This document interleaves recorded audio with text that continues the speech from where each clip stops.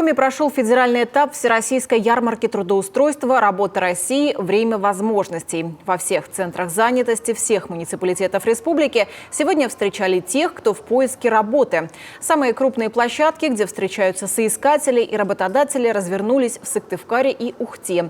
В Ухтинском спорткомплексе «Буревестник» горожане могли пройти первичное собеседование, получить рекомендации по составлению резюме, узнать о доступных программах переобучения. Десятки предприятий и организации Ухты рассказывали о своих вакансиях. Однако найти работу, узнать о программах переподготовки могут и те, кто не успел попасть на ярмарку вакансий. Сделать это можно на портале «Работа России».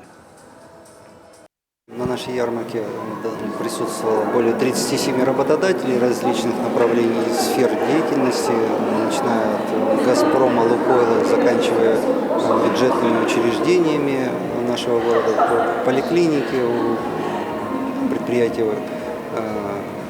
управления здравоохранения, образования, представителей силовых структур.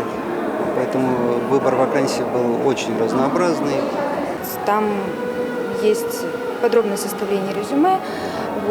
Также может обратиться в центр занятости за помощью, если вдруг не получится самостоятельно создать резюме. И дополнительные программы образования может также посмотреть на сайте «Работа России». Сегодня у тех, кто ищет работу, есть широкий спектр возможностей, чтобы найти дело по душе.